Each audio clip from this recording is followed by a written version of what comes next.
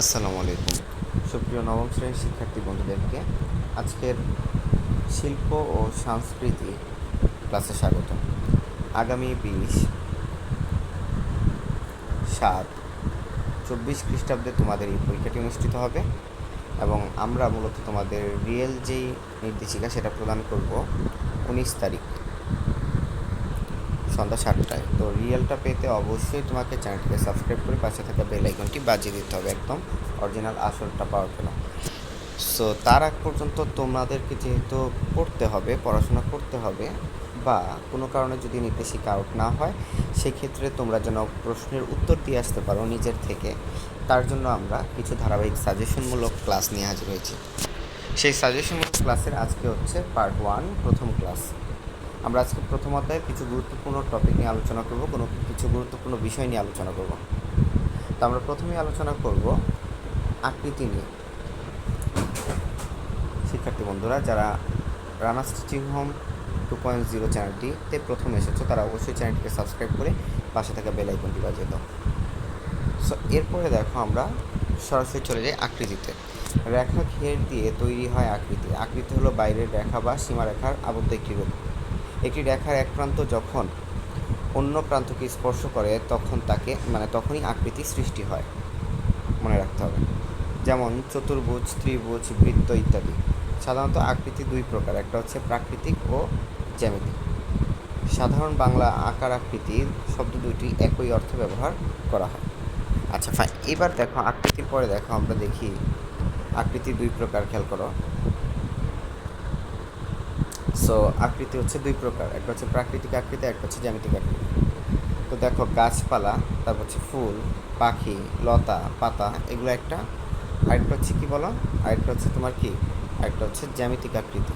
জ্যামিতিক আকৃতি দেখো, জ্যামিতিক আকৃতিটা কি আমরা দেখি। জ্যামিতিক আকৃতিটা হচ্ছে সিলিন্ডার, ত্রিভুজ, চতুর্ভুজ, বৃত্ত, আরেকটা হচ্ছে কোণ। তো আকৃতি সম্পর্কে আমরা ধারণা নিলাম। তারপরে দেখো এখানে আকৃতির পরে তোমরা দেখতেই পাচ্ছ যে এখানে আমাদের যে ইয়াগুলো আছে, কী বলে এটা, বিভিন্ন আকৃতির চিহ্ন, সেইগুলো তোমরা দেখতে পাচ্ছ। সো এরপরে খেয়াল করো, এরপরে ছবি আঁকার ঐক্য। ছবি আঁকার ঐক্যটা কি? ছবি আঁকার ঐক্যটা হচ্ছে ছবিতে বিভিন্ন উপাদান সুশৃঙ্খল উপস্থাপনকে ছবি আঁকার ভাষার ঐক্য বলে। তারপর হচ্ছে ছবির উপাদানগুলো হলো রেখা, আকৃতি, গড়ন, রং, পরিসর, আলো, ছায়া, বুটন ইত্যাদি। ছবি আঁকার নিয়মিত অনুশীলন করে এক বা একাধিক উপাদানকে যথাযথভাবে ব্যবহারের মধ্য দিয়ে ছবিতে ঐক্য ফুটিয়ে তোলা যায়। দেখো একই ছবি বারবার এঁকে যখন একটা মনে করো যে কাঠামো তৈরি করা হয় সেটাকে ছবি আঁকার ঐক্য বলে। তারপরে দেখো ক্যালিগ্রাফি। ক্যালিগ্রাফি কি? খুবই ইম্পর্ট্যান্ট। ক্যালিগ্রাফিটা কি? দেখো শিল্পকলার প্রতি প্রাচীন একটি শাখা হলো ক্যালিগ্রাফি। ক্যালিগ্রাফি দেখো খেয়াল করো, ক্যালিগ্রাফি শব্দটি ইংরেজি। এটি গ্রিক শব্দ ক্যালিগ্রাফিয়া থেকে এসেছে। গ্রিক শব্দ ক্যালস এবং গ্রাফিয়েনের মিলিত রূপ হচ্ছে ক্যালিগ্রাফি। ক্যালস অর্থ সুন্দর আর গ্রাফিন অর্থ হচ্ছে লেখা। সুন্দর হরফ ব্যবহার করে চমৎকার লেখন শিল্পকে ক্যালিগ্রাফি বলে। বর্তমানে এই আর্ট ফর্মকে বিভিন্ন দেশ, ভাষা এবং ধর্মের লোকেরা আনন্দচিত্রে গ্রহণ এবং চর্চা করে চলছে। পৃথিবীতে বিভিন্ন ভাষার হরফে ক্যালিগ্রাফি করা হয়েছে। আরবি, ইংরেজি, চীনা, জাপানি প্রভৃতি ভাষার হরফে ক্যালিগ্রাফি মানুষকে মোহিত আনন্দিত করে। ক্যালিগ্রাফির জন্য সবসময় মাথা কাটা নিবের প্রয়োজন হয় এবং এই মাথায় চওড়া নানা মাপের হয়ে থাকে। দেখো চওড়া মাপের হয়ে থাকে। তারপর বলছে ছোট লেখার ক্ষেত্রে কম চওড়া নিবের দরকার হয়। অনেক সময় নিবের পরিবর্তনে চওড়া তুলি দিয়েও ক্যালিগ্রাফি করা যায়। দেখো একটা ক্যালিগ্রাফির চিত্র আমরা দেখি, দেখছো? ক্যালিগ্রাফি, এটাকে বলে ক্যালিগ্রাফি। এটা আমরা অনেক সময় রাস্তাঘাটে দেখি কিন্তু, হ্যাঁ, এই যে এটা হচ্ছে ক্যালিগ্রাফি। সো ক্যালিগ্রাফি বুঝতে পারলাম। আমরা প্রত্যেকটা পয়েন্ট ধরে ধরে করানোর ট্রাই করতেছি, যেগুলো খুবই গুরুত্বপূর্ণ কন্টেন্ট, সেই জিনিসগুলো। সঙ্গীতে স্বরের ঐক্য। ঐক্য বলতে পুনরাবৃত্তির ধারণাকে বোঝায়। সঙ্গীতের দেখো আমরা পড়তেছি এখানে, ঐক্য বলতে কী বোঝায়? পুনরাবৃত্তির ধারণাকে বোঝায়। সঙ্গীতের একটি অংশের সময় একই ধারণা ব্যবহার করে সঙ্গীতের ঐক্য সৃষ্টি করা হয়। সঙ্গীতের মূল সুর হলো 7টি: সা, রে, গা, মা, পা, দা, নি। সঙ্গীতের স্বরের ঐক্য তৈরির জন্য এই 7টি শুদ্ধ স্বরের সাথে আরও 4টি কোমল স্বর ও একটি পরিস্বর রয়েছে। 2টি পদ্ধতিতে স্বরলিপি লেখা হয়, যেমন ভাতখণ্ডে ও আকারমাত্রিক। আকারমাত্রিক পদ্ধতি 7টি শুদ্ধ স্বর হয়ে লেখা হয় এভাবে: স, র, গ, ম, প, ধ, ন। ঠিক আছে, তো এই জিনিসগুলো তোমরা পড়ে নিও, লিখে দিও। ঠিক আছে, তারপরে দেখো আমরা এরপরে যেটা আলোচনা করবো সেটা হচ্ছে দৃশ্যকলা। কি দৃশ্যকলা? দেখো, দৃশ্যকলা হলো শিল্পের বিভিন্ন রূপ, যেমন সিরামিক, অঙ্কন, চিত্রকর্ম, তারপর হচ্ছে ভাস্কর্য, প্রিন্ট তৈরি, ডিজাইন, কারুশিল্প, ফটোগ্রাফি, ভিডিও, চলচ্চিত্র নির্মাণ, সাহিত্য, স্থাপনা। ঠিক আছে, তারপর হচ্ছে তোমার কি দেখো সাহিত্য স্থাপনা, তারপর হচ্ছে শিল্পকলা অনেক শাখা, প্রদর্শন শিল্প, তারপরে চিন্তা প্রদান শিল্প, তারপর হচ্ছে দৃশ্যকল্পের পাশাপাশি অন্যান্য শিল্প মাধ্যমও ব্যবহার করে। শিল্পকলার আরও অন্তর্ভুক্ত করা হয় বিভিন্ন রকম ব্যবহারিক শিল্প, যেমন পণ্য, নকশা, ফ্যাশন ডিজাইন এবং কারুকার্য।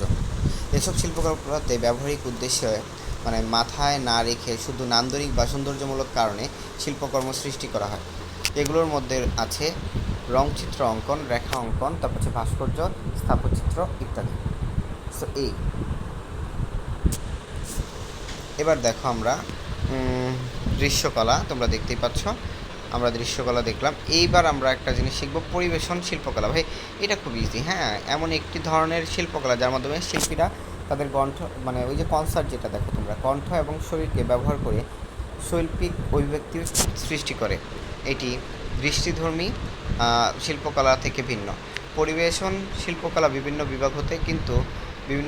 বিভাগ রয়েছে, কিন্তু তার সবগুলোই সরাসরি দর্শকের সামনে পরিবেশিত হয়, যেমন নাচ, গান, মঞ্চনাটক ইত্যাদি। এগুলো হচ্ছে পরিবেশন শিল্পকলা। এবার পোস্টার কি আমরা দেখব। কোনো বিষয় মানে পোস্টার যেহেতু তোমাদের তৈরি করতে আসবে, পোস্টার তৈরি করাটা আসবেই। কোনো বিষয় বড় কাগজে আকর্ষণীয়ভাবে উপস্থাপন করে প্রচার করা হলো পোস্টার। এক্ষেত্রে কোনো বিষয় বা ঘটনাকে ভাষা, ছবি, চিহ্ন ব্যবহার করে উপস্থাপন করা হয়। এটি একটি জনপ্রিয় প্রচার মাধ্যম। কোনো জনসমাগম এলাকা বা দেওয়ালে পোস্টার স্থাপন করে সহজেই প্রচারণা চালানো যায়। পোস্টারের ডিজাইন, বড় কাগজের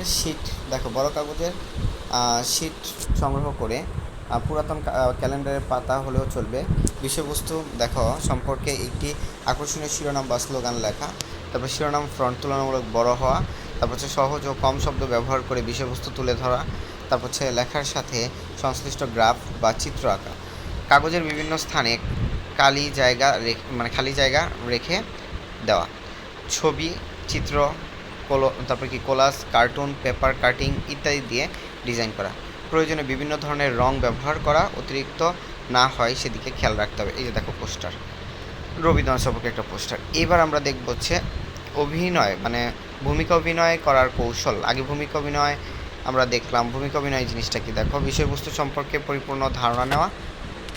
তুমি দেখো দলগত অভিনয়ের ক্ষেত্রে সদস্য কে কোন ভূমিকায় অভিনয় করবে তা নির্ধারণ করা, বিষয় চরিত্র নিজের মধ্যে ধারণ আশ্বস্ত করা, বিষয়বস্তুর সাথে মিল রেখে প্রয়োজনে অভিনয়ের পরিবেশ সৃষ্টি করা, সহজ ও সাবলীল সংলাপ বলা, চরিত্রের সাথে মিল রেখে শারীরিক অভিব্যক্তি প্রকাশ করা, অন্যান্য সদস্যদের সংলাপের সাথে ধারাবাহিক ও সমন্বয় রাখা। শ্রেণীকক্ষে ভূমিকা অভিনয় করার সময় রঙ্গমঞ্চ নাটকের পোশাক পরিচ্ছদ, দৃশ্যপট প্রভৃতি না হলেও চলে। অতিরঞ্জিত না হওয়ার দিকে সতর্ক থাকা। অভিনয় শেষে দর্শকের মতামত নেওয়া প্রভৃতি। নকশা, বিভিন্ন ধরনের পার্বণ্য আমাদের ঐতিহ্য ও সংস্কৃতির শেকড়। বস্তুত বাংলাদেশের শিল্প ও সংস্কৃতির অনুপ্রেরণা আসে এখনকার সমাজে প্রচলিত বিভিন্ন পার্বণ্য এবং দৈনন্দিন জীবন থেকে। এই জন্য আমরা দেখি আমাদের চারপাশে ছড়িয়ে ছিটিয়ে আছে বিভিন্ন রকমের নকশা। তো বিভিন্ন রেখাকে পাশাপাশি রেখা, প্রাকৃতিক ও জ্যামিতিক আকার আকৃতি দিয়ে সৃষ্ট শিল্পকর্মকে নকশা বলে। দেখো নকশা কাকে বলে এই জিনিসটা তোমাদের পড়তে হবে। তো পরিকল্পনা অনুসারে রেখা বা আকার আকৃতিকে একই রকম করে পুনরাবৃত্তিভাবে সাজানোর মধ্য দিয়ে নকশা তৈরি করা যায়। বিভিন্ন রেখার পাশাপাশি রেখে তৈরি করা হয় রেখাভিত্তিক নকশা। আবার বিভিন্ন প্রাকৃতিক ও জ্যামিতিক আকার আকৃতি দিয়ে তৈরি করা হয় আকৃতিভিত্তিক নকশা। তো এরপরে কি বলছে, এদের পিঠা থেকে শুরু করে খাবারের থালায় খুঁজে পাওয়া যায় নকশা। দেখবা যে অনেক পিঠার মধ্যে কিন্তু নকশা করা হয়। রান্নাঘর, তারপরে পাটা পুতা থেকে গায়ে দেওয়া কাঁথায়ও কী করা হয়, নানা ধরনের নকশা খুঁজে পাওয়া যায়। সোজা, বাঁকা, মোটা, চিকন, খাড়া, শোয়ানো, কোনাকুনি নানা রকমের রেখা দিয়ে সৃষ্ট করা যায় অসাধারণ সব নকশা আর শিল্পকর্ম। এবার দেখো আমরা দেখি আচ্ছা বাকি দ্বিতীয় পার্টের আচ্ছা প্রজেক্টটা দেখি। প্রজেক্টটা কি? প্রজেক্ট বা প্রকল্প কোনো বিশেষ, দেখো প্রজেক্ট বা প্রকল্পটাই লাস্ট। হ্যাঁ, এই কন্টেন্টগুলো ভালো মতো পড়বা। কোনো বিশেষ উদ্দেশ্য অর্জনের জন্য পরিকল্পনা মাফিক যে কাজ সম্পাদন করা যায় তাকে প্রজেক্ট বলে। ঠিক আছে, যারা যারা আরটিএসে নতুন এসেছো তারা অবশ্যই আরটিএস চ্যানেলটিকে সাবস্ক্রাইব করো। ঠিক আছে, তারপরে দেখো প্রজেক্টের একটি সুনির্দিষ্ট লক্ষ্য, সময়কাল ও বাজেট থাকে। প্রজেক্টের মাধ্যমে শিক্ষার্থীদের হাতে কলমে কাজ কী করা হয়? সম্পাদন বা সমস্যার সমাধান করা হয়। এতে এতে শিক্ষার্থীদের মধ্যে একতা ও সহযোগিতামূলক মনোভাব সৃষ্টি হয়। শিক্ষার্থীদের সৃজনশীলতার শক্তি বৃদ্ধি পায়। নিচে প্রকল্পের বৈশিষ্ট্যগুলো আলোচনা করা হলো বা প্রজেক্টের বৈশিষ্ট্য। সুনির্দিষ্ট উদ্দেশ্য থাকে, সময়সীমা থাকে, বাজেট বরাদ্দ থাকে, পারস্পরিক নির্ভরশীলতা থাকে, সীমাবদ্ধ সম্পদ থাকে। ঠিক আছে, সো এরপরে কী বলছে? স্বচ্ছতা থাকে, তারপর হচ্ছে তোমার ঝুঁকি থাকে, সুবিধাভোগী শ্রেণী থাকে, তারপর হচ্ছে প্রয়োজনীয় পরিবর্তন থাকে। প্রজেক্টের গুরুত্বটা আমি দেখাচ্ছি, তোমরা একটু দেখে নাও। প্রজেক্ট ওয়ার্ক শিক্ষার্থীদের মানসিক বিকাশে সাহায্য করে, আরও যে যে কাজে সাহায্য করে সেই জিনিসগুলো এই জায়গায় লেখা আছে গুরুত্বটা। এই আমাদের এতটুকুই। ঠিক আছে, সো আশা করি তোমরা বুঝতে পেরেছো। এইটা ছিল আমাদের প্রথম সাজেশনমূলক ক্লাস, অর্থাৎ কী কী জিনিস তোমরা জ্ঞান অর্জন করবা, কী কী জিনিস তোমরা বেসিক নিবা। তারপরে আমরা আলোচনা করব দ্বিতীয় আমাদের যেই সাজেশনমূলক ক্লাস আছে সেইগুলো নিয়ে। তো তোমরা এগুলো ভালোভাবে পড়ো, ইনশাল্লাহ এগুলোর কাজ থেকে তোমাদের কাজ আসবেই। ঠিক আছে, আল্লাহ হাফেজ, সবাই ভালো থাকো, সুস্থ থাকো, আসসালামু আলাইকুম।